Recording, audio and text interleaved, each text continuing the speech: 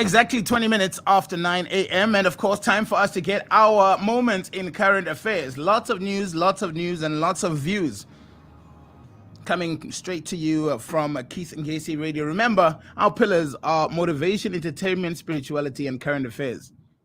We don't miss out a step on any of the above. And so, current affairs also takes priority in this program as well as throughout the station. Good morning if you've just joined us. Pastors against church closure are demanding a commission of inquiry to look into Johannesburg Metro Police Department brutality following an incident that took place at Unity Fellowship in Midway, Soweto, on the 28th of February 2021. The movement has erected billboards along the M1, M2, and N17 that say there has been no justice yet for alleged JMPD police brutality. The police used rubber bullets when they visited the church led by Pastor Mfariseni Mukuba, following a noise complaint from a neighbor. Speaking to John Perlman, spokesperson of the movement for More Africa Maila, says they have been the police watchdog, IPID, and the public protector, but there has been nothing done yet. Every time JNPD goes to the media, they lie that only 2 people were injured. They lie that there was no force used. Every time that we talk to them and tell them there's a sharing platform that they will not comment because there's a matter is sub judice. But when they get an opportunity to comment alone, they run to the media and speak lies in our absence without balancing our options. We want all the police officers who were there to tell us who instructed them to use the force that they did, and because it was against the law. We also want to know why they disregarded the 2015 court order. This from Mo Africa Maila, the spokesperson of Pastors Against Church Closure.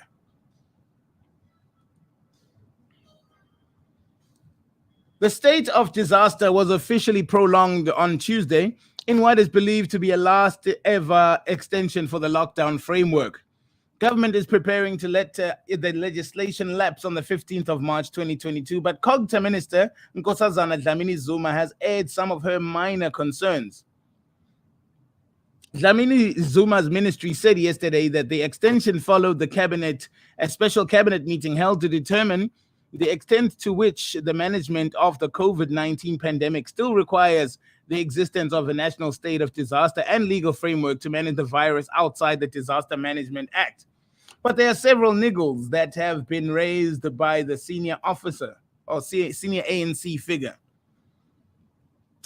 Number one, listing all the restrictions, she says, may lead to an uptick in new infections. The second point she makes is that the threat of future variants remain a concern for Nkosazana Dlamini-Zuma, who has urged people to keep following the COVID protocols. The minister is pushing for higher vaccination rate amidst fears that not enough people have been immunized. And Dlamini-Zuma's department is still trying to find alternative measures to track new COVID outbreaks. Despite these hang-ups, South Africa has indeed entered a new phase of its pandemic following the response, something Dlamini-Zuma willingly accepts. The restrictions era of COVID-19 is winding down worldwide, and Mzansi is likely to join the likes of the UK and Scandinavia by dropping the virus-inspired legislation in a month's time. The country is, and indeed the rest of the world, are now entering a new phase of the pandemic that requires us to manage and live with the virus. As we begin this period of readjustment, we should all be guided by regulations. Lessons from other countries that have taught us by lifting the restrictions may lead to an uptick in the number of infections. So, COGTA also stated that people still need to wear masks in public at all times, to observe social distancing, to wash hands regularly with soap or alcohol-based sanitizer, and always ensure that they are properly ventilated spaces. The concerns are valid. However, we have to deal with this reality as a global thing and not just as South Africans only. In other words, we need to start attending to how the rest of the world is doing. And I think that's going to make much more sense for us. A vacancy is set to open up at the Electoral Commission of South Africa when its chairperson, Glenn Mashinini, leaves office. His 7-year term ends in April. We've been reliably informed that Glenn Mashinini, chair of the Electoral Commission, is leaving office in just over 8 weeks. The Office of Chief Justice has, in a newspaper advert, already called for nominations for vacancy of a member of the Electoral Commission by February 18th. The Electoral Commission of South Africa on Tuesday said that on the 17th of April 2015, the then President Jacob Zuma signed the presidential minutes to appoint Mashinini as the IEC commissioner for 7 years. This would mean that Mashinini's term ends on the 16th of April 2022. Curiously, the president indicated that in a statement on the 23rd of April 2015 that Mashinini was appointed for a period of 7 years with the effect from the 1st of May. So in September 2015, Zuma appointed him the IEC chairperson. The vacancy now allows President Ramaphosa to put a stamp on the leadership of the IEC. The president designates both the IEC chair and vice chairperson under Section 8 of the Electoral Commissions Act. Anyone of the 4 remaining IEC members, Vice President Janet Love, Commissioner Nomsa Masuku, Musutu Mwepia, and Judge Daya Pillay, could now all become chairperson. All were appointed by Ramaphosa in November 2018. Their 7-year terms end in late 2025, well after the 2024 national elections. Mashinini's departure marks the end of the Zuma appointments to the IEC. Zuma's decision has been controversial amid opposition criticism of the then special projects advisor of the Zuma presidency. ANC numbers in the House carry Mashinini's nomination when National Assembly made its recommendation to the president on February 15. In fact, February 2015. So the top spot up for a vacancy in the Electoral Commission. This immediately after local government elections. The timing could not be more interesting. The question is the South African military on a downward spiral? Independent security and defense analyst Helmut Heitman says the South African military is on a downward spiral, becoming a mere militia.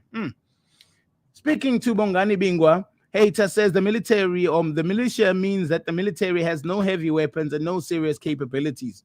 The only air policing the defense capabilities we have lies in the pilot fighters who have been grounded for 5 months now. Helmut Heitman says he adds that the whole defense force is a complex machine that includes its people. If you don't maintain the machine, it'll break. So this is an assault really on the state of our military and what is being done to actually keep them, number one, I could say, for lack of a better term, competitive, in the sense that our military should stand up to other militaries, keep our weapons and systems fresh, keep all of our intelligence at bay, and also avoid making these public mistakes all the time that are costing the image of the military itself. Anyway, as we move right along. In the second volume of Judge Zondo's report on state capture, more than 20 individuals are recommended for prosecution by the National Prosecution Authority, doubling the NPA's to-do list after the release of their first installment. The second volume of the state capture report advises the NPA to consider prosecutions against more than 20 individuals and multiple firms implicated in state capture around Transnet and Denel. This is roughly the same quantum as was recommended for prosecution by Zondo's commission in the first installment of the report. With only one volume to come, certain trends for the commission's findings are becoming clear, as are some worrying omissions. There are a number of individuals who pop up as implicated in state capture across different state-owned enterprises, SOEs, suggesting that their involvement in the National Corruption Project was partly conscious and arguably deserving of a particular condemnation. One is Petelo Romesebudi, who is accused of corruption relating to both SAA and Transnet so far. Another is Regiment's Director Eric Wood, similarly implicated in SAA and Transnet capture. On the other side of the coin, there are names that are noticeable by their absence. The sole Gupta directly implicated in the two reports so far is Rajesh Tony Gupta, who was named in the first report as potentially worth prosecuting by the NPA on a basis of evidence from former SAA CEO Vuyisile Kona that Gupta offered him a bribe initially of 100,000 and later 500,000 rand, which Kona rejected. In the latest volume, none of the recommendations explicitly name the members of the Gupta family as worthy of plausible pursuit of the NPA. The same holds for former President Jacob Zuma, despite the fact that the Gupta family is having arguably been implicated most number of times by the witnesses at the commission. There are some names which are just not there. The second report on the findings of the Zondo Commission was released in the same week as the commission chairperson, Judge Raymond Zondo, appeared before the Judicial Services Commission to be interviewed for the position of Chief Justice. During his interview, Zondo gave some previously unheard context to the work of the commission. He said that he had only accepted the role of the commission of chair effectively out of a sense of patriotic duty after multiple other judges turned down the role, and that the 4 years of the commission's proceedings had been so taxing that at times Zondo would work straight through the night with no sleep. So few 61-year-olds would envy his fate, but the sheer volume of work is possibly making itself felt in the slight inconsistent handling of Zondo's commission work streams in these final reports. In his JSC interview, Zondo said he is fully expected to report to be legally challenged by numerous individuals and companies after the release of all 3 volumes. As the deadline for the installment approaches, the report drafters would do well to ensure that their findings are expressed in an airtight manner as possible. Very, very interesting revelations coming from all over the legal sphere and also our political sphere, which is somehow these days quite interlinked because of the attack on the judiciary, as it were. American actress Julia Fox is unfazed about her breakup with rapper Kanye West, as in a since deleted tweet, in Instagram post, she wrote on there, Kanye West and Julia Fox's whirlwind romance has officially come to an end, but the actress is unbothered. Julia claims to have hustled Kanye to come up in her career, and she has. The Uncut Gem star shot to fame when she was dating Kanye, so was this all an act? The media would love to paint a picture of me as this sad and lonely woman crying on the plane, but it's not true. Why not see me for what I am, a #1 hustler, she wrote. I came up, y'all. And not only that, but Kanye and I are on good terms. I have love for him, but I wasn't in love with the man. Jeez, what do you think, guys? I'm 12 years old, she continued. Okay. Kanye is still trying to win back the love of his estranged wife, Kim Kardashian. The rapper shared several since deleted posts about wanting his family back. He also sent her a truckload full of roses on Valentine's Day. He says, for everyone married, hold your spouse close and make sure they know how much you love them and appreciate them, because there's a skeet lurking in every dirty alley, waiting to help destroy your family and walk around with Calvin Kleins around your children.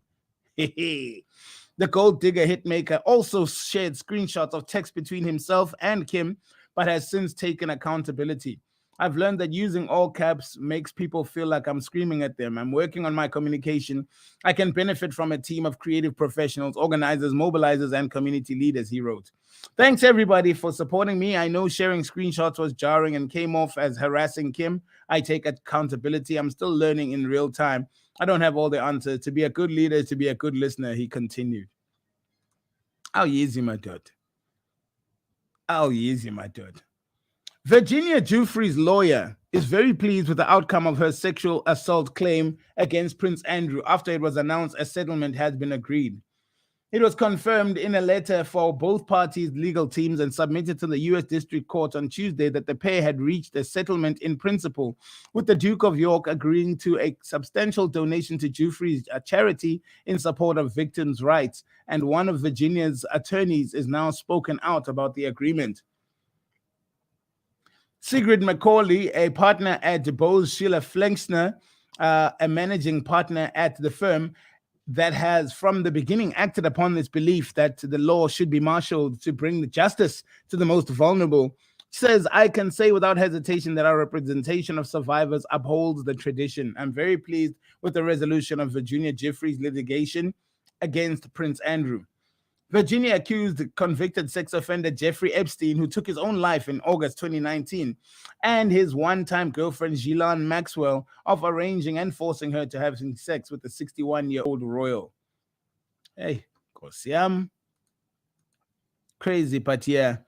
And I think settling out of court usually implies that you are taking accountability for something. So, yeah, it doesn't look good for the prince either way. Even if we don't have the details of what the figures are of the settlements, that's not the point. Further afield in this beautiful but troubled continent of Africa, the whole idea for the EU-African Summit, Union Summit, in fact, which is expected to take place in Brussels next Thursday, the 17th, which is just tomorrow, started some 2 years ago after the EU set out its plan for the strategic partnership with Africa. The EU plans to unveil 6 initiatives at the summit, including 3 investment packages as part of what it calls a prosperous and sustainable partnership. At the summit, investments will be at the heart of discussions because they are at the means of shared ambition. European Commission's President Ursula von der Leyen said in Senegal capital Dakar on Thursday, after announcing that the global gateway would comprise as an investment plan worth more than 150 billion euro for Africa. Though the summit promises to establish the EU investment platform in Africa, it will not be backed by any new financing commitment by Brussels. We are extraterrestrial. We are KNR.